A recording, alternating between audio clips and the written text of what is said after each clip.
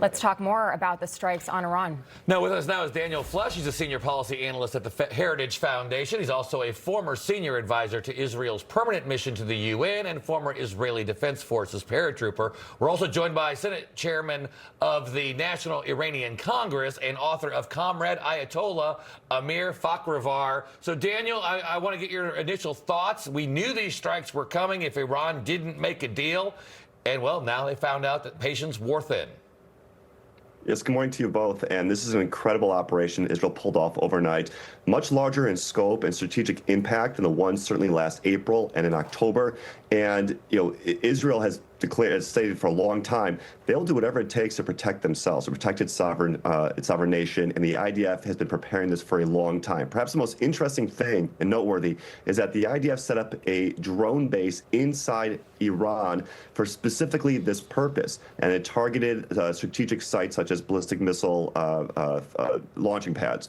In addition, another notable element is that Hezbollah just announced a little bit ago that it is not joining the fight, because that's because Israel took out its operational capabilities last fall through multiple operations. And that was Iran's second strike response to the event that Israel or the United States ever pulled off an attack like this. So this is momentous, and the attack is still going on. Well, Israeli Prime Minister Benjamin Netanyahu spoke after the strikes. We want to play a chunk of what he said. Listen. I want to assure the civilized world, we will not let the world's most dangerous regime get the world's most dangerous weapons. And Iran plans to give those weapons, nuclear weapons, to its terrorist proxies. That would make the nightmare of nuclear terrorism all too real. The increasing range of Iran's ballistic missiles would bring that nuclear nightmare to the cities of Europe and eventually to America. Remember, Iran calls Israel the small Satan. It calls America the great Satan. And this is why for decades, it's led millions in the chance of death to Israel and death to America.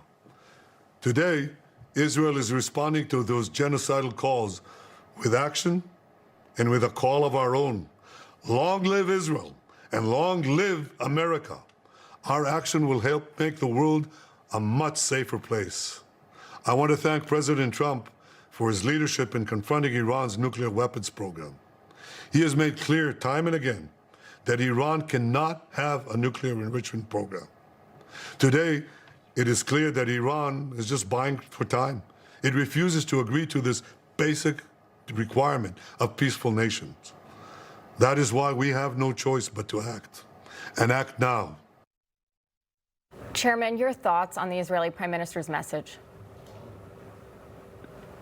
First of all, thank you for having me. Let's congratulate the Iranian people, the Americans, the Israelis, and the entire world this day. We are calling it the Liberation Day for Iranian people. We have been waiting for this for a long time. You don't know how much Iranians are happy. Nobody could sleep last night. 100 million Iranians, 90 million inside the country, 10 million outside of the country. And this is the greatest military operation ever in human history.